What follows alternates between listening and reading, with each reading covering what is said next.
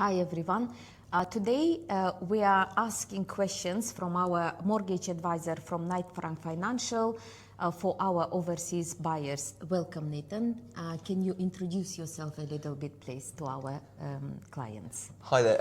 I'm Nathan Bakhbakhi. I'm a partner, head of new homes at Knight Frank Finance. I've been at the business for almost 10 years. My team focus on helping clients who are buying new build property in and around London, but also clients who don't live in the UK. Okay, so most of our clients in my company, they come from overseas.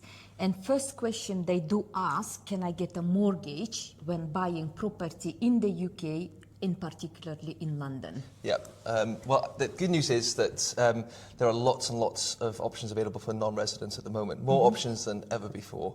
When I first started in this industry 10 years ago, in the sort of new build international industry, there was a handful of banks that could help clients overseas. Now there's probably over 40 that I can look to get funding from and beyond if it's a private banking deal. So no matter if you live in America, you live in Africa, you live in the Middle East, Asia, there's usually an option for funding. Okay, so can you please tell us and to our viewers from the beginning to the end, from getting the agreement in principle to getting the mortgage offer, what needs to be done, what documentations needs to be provided by the client? Okay, yeah, so I guess the first start of the process is to speak to your broker and hopefully speak to one of my team. In that, just an initial assessment on how much money you can borrow, how much it costs, letting you know what the fees are, and also what the next steps will be. And the following step after that would be to get an agreement in principle. That doesn't cost anything, it doesn't mean you have to use the bank, it doesn't mean you have to use me as a broker, but it's a good next step to take because it tells you how much money you can borrow, and then you know you can make an offer confidently with the financing behind you. After the offer is accepted or you pay the reservation fee, we can apply for the full mortgage. So that would be taking your documents like passport, proof of address, proof of income, proof of deposit, lots and lots of different proofs, and some information about your background, address history, etc. And we submit that to the lender, and then the underwriting begins. Now that process of applying for the full mortgage and then getting the mortgage offer issued can take anywhere between 6 to 8 weeks, depending on the lender. Don't get me wrong, some can be a little bit quicker, and also some can be a little bit slower, but 6 to 8 weeks is probably the average. And plus also, some overseas buyers, they need to translate their documents into English, isn't it? So Yes. it takes a little bit of time as well. Exactly. The good thing at the moment, actually, with translated documents is that a lot of banks will accept machine translations. Oh, that's good. Yeah, so you could stick the document into Google Translate, for example, and you can produce a PDF of that document that looks like the original, but it's translated into English, and the lenders will accept that rather than paying for a translation company to do it for you, which can cost a lot of money. So that's one of the benefits that you can get with AI at the moment, is that kind of service, which is great. And then I guess once the offer is issued, it's valid for 6 months, and you have 6 months to use it. If you don't use it, let's say you change your mind or whatever, which can happen, the offer just expires. But if you obviously still want to go ahead with the purchase, then that money will be drawn down by your solicitor once ready to complete. On average, I think the statistic for a purchase in the UK, the average is 3 months from the day you have an offer agreed to the day you complete. Obviously, if you're buying something off plan, it could take a little bit longer, and depending on what the position of vendor is, can also affect things as well. One thing I didn't mention, which I should probably drop in there for people, is bank accounts. It's very important to have a UK bank account when you take a UK mortgage. There are some lenders that don't require a UK bank account, so you can pay it from your US account or your Turkish account, but the majority need a bank account. Some will open it for you as part of the application process, and others may not. The ones that don't, I can help you with that. We have banks that can open bank accounts for you that can just be used to service your mortgage interest. And also, when buying a property, there are different options: buy-to-let, investment, and to live. And you do also provide buy-to-let investment mortgages and to live as well. What will be the difference between those two? Good question. So the main difference between the two is how they're assessed. So if you're buying a buy-to-let property, lenders in general don't really care too much about what you earn, and they base how much you can borrow on a rental stress test. So look at how much money, how much money the property can be let for, and they look at how much money you want to borrow. They stress that money and say, can the rent still pay the interest on this money if interest rates were slightly higher? If it's yes, they'll give you the money you need. If it's no, they'll give you a slightly lower amount. That's in general how a buy-to-let mortgage is assessed. For a residential mortgage or one where you're buying it to live, it's an affordability assessment. So they care about how much money you earn, what your commitments are, any extra mortgages that you've got. And they look at all those things and they figure out how much money you can borrow. The general rule of thumb is that if you're buying somewhere to live, and let's say the purchase price is less than £1 million, you can borrow roughly 4.5 to 5 times your income, generally. So if you're thinking about how much money can I borrow, that's a general idea.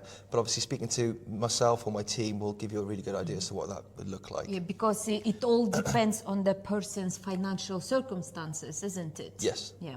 So another thing I would like to ask, a lot of clients are asking, I have a son or daughter, they are maybe 20 years old, but they don't have an income. Can their parents be a guarantor when they get a mortgage? Yes, the answer is yes. Basically what we call those types of mortgages, it used to be just called a guarantor mortgage, but actually that's become more specific now. A joint borrower sole proprietor mortgage, so two borrowers together, so let's say mum and daughter, and then daughter just on the title deeds of the property, so the sole proprietor.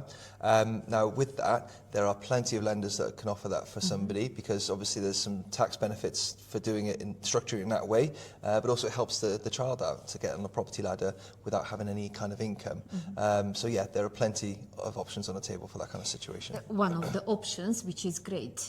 So if your children don't have an income, mommy and daddy also can be in the mortgage process as well. Yeah. Another thing I would like to ask is about fixed terms, variable terms, and what are the terms we have for the mortgages, and what is the length of the mortgage? Oh, good question again. So basically there are two types of rates in the UK, fixed rates and variable rates, or tracker rates. A fixed rate pretty much does what it says on the tin. It's fixed for a certain period of time. If rates go up or down, your rate's not affected. Now, it's slightly different in the UK to a lot of other countries in the world. The maximum you can fix a rate for in the UK today is 5 years. I know in some places you can fix it for 25 years or 30 years. In the UK it's 5. So you can get a 2-year fixed rate, a 3-year fixed rate, or a 5-year fixed rate. It used to be the case that the longer you fix the rate for, the higher the interest rate will be, because you're guaranteeing stability for longer. It changed when interest rates began to rise in the UK, and instead the longer you fix the rate, the lower the rate would be. It might be changing back to what it was before now, but that's the current situation there. If you want to take a bit of a risk, and I say it's a bit of a risk, it probably isn't at the moment because the base rate is likely to reduce a bit more in the UK over the next 12 months, but a tracker rate is something you might be able to look at, where it sits at a margin above the Bank of England base rate, and it goes up or down depending on what happens to interest rates in the UK. Exactly. With interest rates likely to go down, you might say, I'll go for a tracker because my rate's going to reduce over the next 12 months or so. A caveat to both of those rates is that some lenders only offer one of those. They offer a fixed rate or they offer a tracker. They might offer both. So when we make a recommendation to a client, I might say to you, look, based on your situation, we only have a tracker available, and I'll explain to you why. Or I might say to you, there's only a fixed rate available, and I'll explain to you why. So in those scenarios, there's no choice, but in some scenarios, we have a choice, and we discuss what is your preference.